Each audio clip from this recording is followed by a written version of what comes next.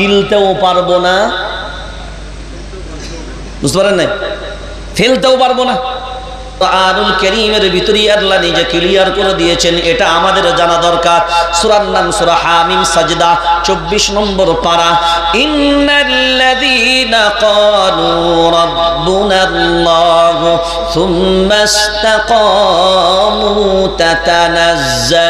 তাতানাজ্জালু আলাইহিমুল মালাইকাতু আল্লা তাখাফু ওয়া লা তাহজানু ওয়া وَابْشِرُوا بِالْجَنَّةِ الَّتِي كُنتُمْ تُوعَدُونَ।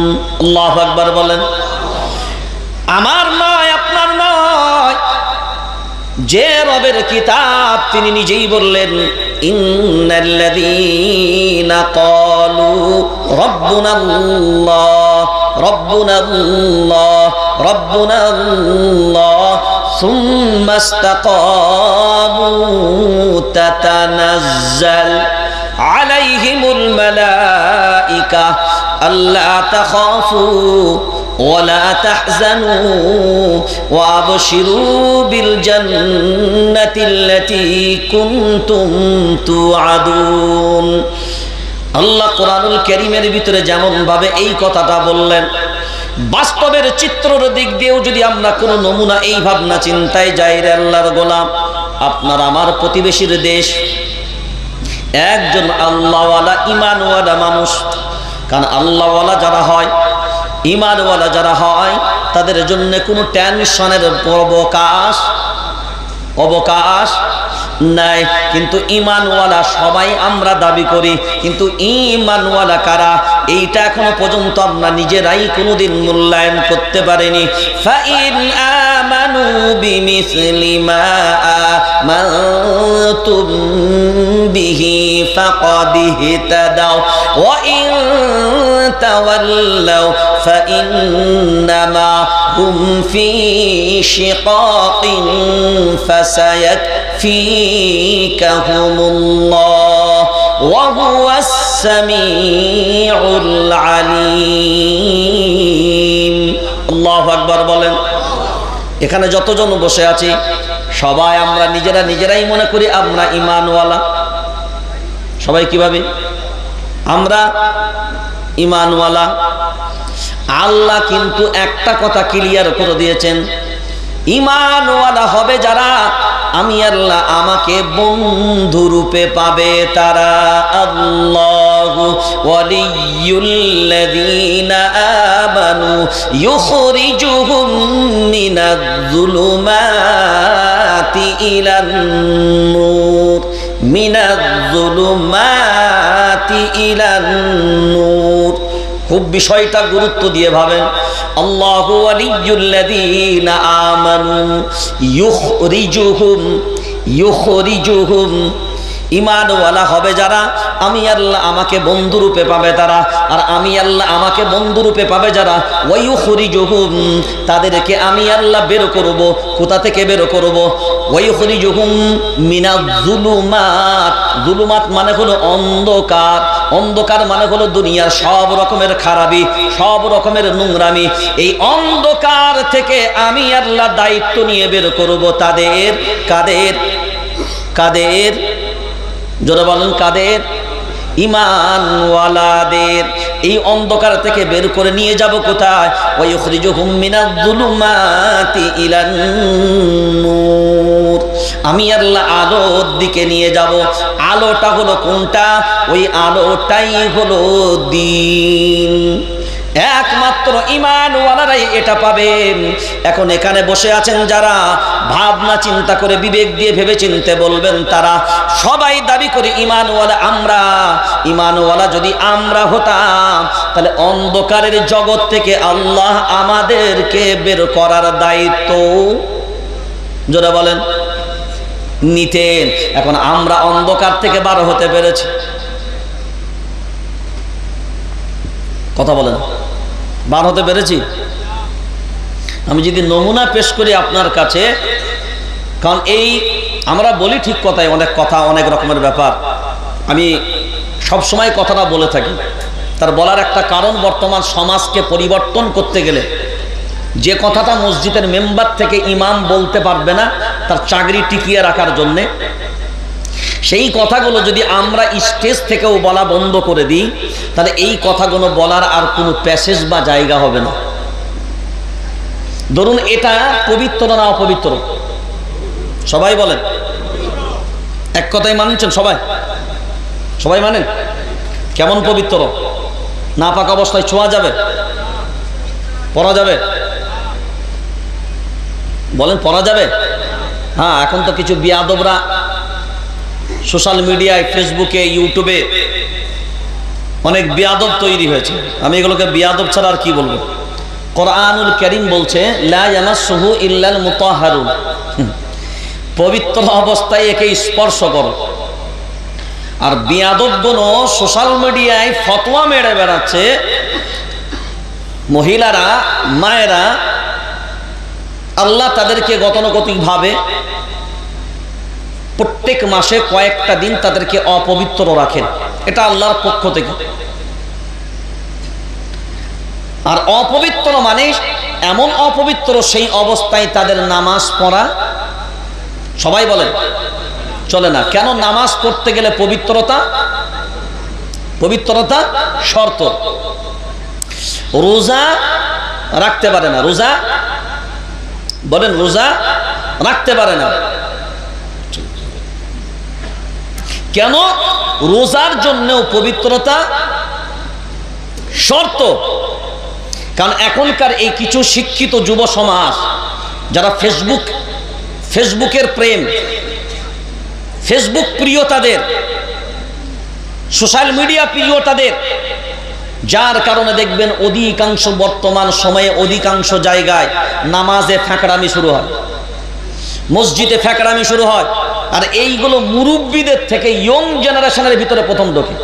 তার কারণটা হলো এরা এই সোশ্যাল মিডিয়া, ইউটিউব, ফেসবুক, বিভিন্ন ওয়েবসাইট, এরা বিভিন্ন ওয়েবসাইটে মত্ত হওয়ার কারণে এখন তো এটা খোলা ময়দান, যে যার মতো করে পারে পোস্ট করে।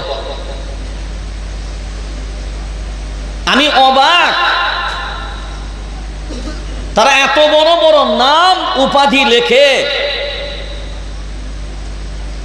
লেখার পরে ফতোয়া দিয়ে বেড়াচ্ছে যে মাইয়ারা যদি অপবিত্র অবস্থায় থাকে ওরা কোরআন ছুঁতেও পারবে, পড়তেও পারবে। এ কি বাঁশ দিয়ে পিটানো দরকার?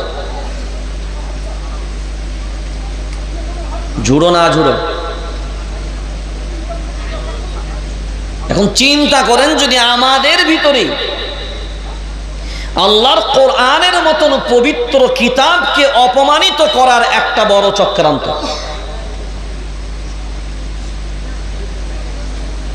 যেখানে এতটুকুন এই কিতাবের পবিত্রতা মান নেই, তারাও দুনিয়ার জমিনে এক একটা চেয়ার নিয়ে কিন্তু বসে আছে। আমি যে প্রথম শুরুয়াতেই বলেছিলাম, আর আমি চেয়ারে শুরু করেছি, চেয়ারেই শেষ করব। এটাই হলো আজকে সব থেকে চরম, আমাদের কাছে সব থেকে বিপজ্জনক। আমরা যাদেরকে চেয়ারগুলো দিয়েছি, আমরা যাদেরকে চেয়ার উপযুক্ত নয় কিন্তু চেয়ারে বসিয়ে দিয়েছি, আর একবার যে চেয়ারে বসে গেছে না, সে আর চেয়ার ছাড়তে রাজি।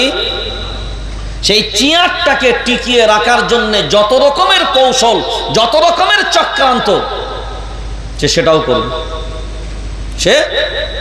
করবে। দেখেন না, আমাদের ইলেকশন যখন হয়, স্কুল ইলেকশন বলেন, যাই বলেন, মসজিদে যখন দেখবেন মিটিং হয়, কমিটি নির্বাচন হয়, সবাই মনে মনে বসে থাকে যে বেশ সেক্রেটারির নামটা আমার হলে বেশ ভালো হয়। মানুষ পদের লোক, সে কাজের উপযুক্ত হবে কিনা তার দেখার দরকার নাই, কিন্তু তার ভাবনাই এটা। তাহলে আমাদের ভিতরে যখন আমরাই এর পবিত্রতা রক্ষা করতে পারি না, তেমনি আমাদের সমাজ ব্যবস্থার মাঝখানেও আমরা লক্ষ্য করে দেখেছি। আপনারা সবাই বললেন এটা হলো পবিত্র কিতাব, তাই তো? সবাই বললেন আর একবার পবিত্র। আপনাদের গ্রামের যে মসজিদ আছে ওটা পবিত্র না অপবিত্র? জোরে বলেন। পবিত্র। তাহলে আপনার যারা ফতোয়া দিচ্ছেন, ফাইসাল্লা দিচ্ছেন যে এটা পড়াও যাবে, ছোঁয়াও যাবে, তাহলে তাদের ফাইসাল্লা অনুযায়ী ওই অবস্থায় মসজিদেও যাওয়া যাবে। কথাটা বুঝতে পারেন না? অবস্থা তার মানে মসজিদেও ঢোকা যাবে। চক্রান্তটা কত বড় জায়গা নিয়ে নিচ্ছে এটা বুঝতে পারছেন? এখন এদের মুরিদ আছে না নাই? এদের মাননেওয়ালা আছে না নাই? বেটা বিয়াদব তো ইদানিং আবার বলছে বিতির নামাজ আবার ওয়াজিবও নয়।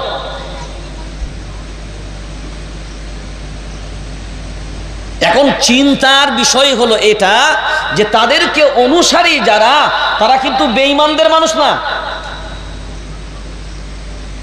এটা বুঝছেন? তারা বেঈমানদের ভিতর থেকে নয়, অমিত শাহর মানুষ না, আরএসএস এর লোক না। আপনার ভিতরেই আপনার ইসলামকে ধ্বংসকারী যারা, সেই রকম চক্রান্তকারীরাই আপনাদের মাঝখানে বসে আছে। আপনি তার বিরুদ্ধে নাম ধরে প্রকাশ্যে বলবেন, ওই যে বললাম গিলতেও পারবো না, বুঝতে পারেন নাই? ফেলতেও পারবো না। কারণটা কোথায়? তাদের অনুসারী যারা, তারাও তো আমাদেরই ভাই। তাদেরকে তুলে রেখেছে যারা, তারাও আমাদেরই ভাই। এবার লক্ষ্য করে দেখেন, এই কিতাব যেমন পবিত্র, কিতাবটার মালিক হলেন আল্লাহ। কে? সবাই জোরে বলেন আল্লাহ। এখন আপনার গ্রামের মসজিদ, ওটা কার ঘর? জোরে বলেন আল্লাহর ঘর। এখন আল্লাহর ঘর আর কিতাব আল্লাহর ঘর, আল্লাহর কিতাব আল্লাহর ঘরে, আল্লাহর কিতাব চলে। কথা বলে না? আল্লাহর ঘরে আল্লাহর কিতাব চলে। বলতে খুব সহজ লাগে, কোরআন আল্লাহর কিতাব, মসজিদ আল্লাহর ঘর। মসজিদ আল্লাহর ঘর, তো মসজিদে কার কথা চলবে এটা তো আগে বল। আল্লাহর ঘরে যদি আল্লাহর কথা না চলে, এখন বিবেক দিয়ে ভাবনা চিন্তা করে বলো, চলতে দেয় না যারা, তারা কারা?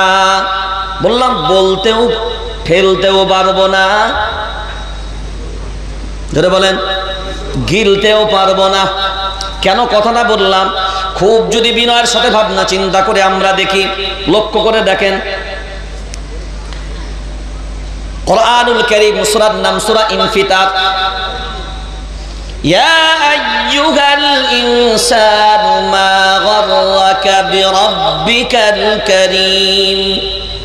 সবাই আপনারা জানেন, বিশেষ করে যারা অন্তত আরবি গ্রামার জানেন, করিম শব্দটা এমন একটা শব্দ, এমন একটা বাক্য, এই করিম তারই নাম হয়, আর তখনই করিম নাম ব্যবহার করা হয়। এই নামটা হলো আল্লাহর একটা নাম। কার নাম? জোরে বলেন আল্লাহর একটা নাম। ইয়া আইয়ুহাল ইনসানু মা গাররাকা বিরাব্বিকার রহিম। আল্লাহ দিলেন না কেন? বিরব্বিকাল অন্য কিছু আর একটা নাম দিতে পারতেন, করিম কেন বললেন? ইয়া আইয়ুহাল ইনসান, ঈমানওয়ালাদেরকে ডাক দেননি আল্লাহ এখানে। ইয়া আইয়ুহাল ইনসান, সমগ্র পৃথিবীর মানব মণ্ডলীকে আল্লাহ ডাক দিয়ে বললেন ইয়া আইয়ুহাল ইনসান। তারপরে বলেন মা গাররাকা বিরব্বিকাল কারীম।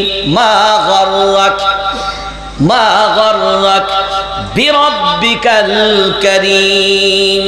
হে দুনিয়ার মানব মণ্ডলী, তোমরা শুনে রেখে দাও, আমি আল্লাহ ডাক দিচ্ছি তোদের, আমি আল্লাহ ডাক দিচ্ছি, অন্য কেউ নয়। রব্বিকাল কারীম, তোমার রব তোমাদেরকে ডাক দেয়।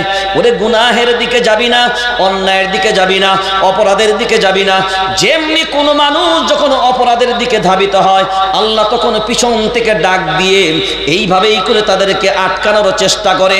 হে মানুষ যাবি না, মা গাররাকা বিরব্বিকাল কারীম, তোর রবকে পাওয়ার পরেও দুনিয়ার কে মায়া তোকে এত বেশি দিল যে আমি আল্লাহ আমাকেই তোরা ভুলে গেলি, অন্যায়ের দিকে তোরা আস্তে আস্তে ধাবিত হলি।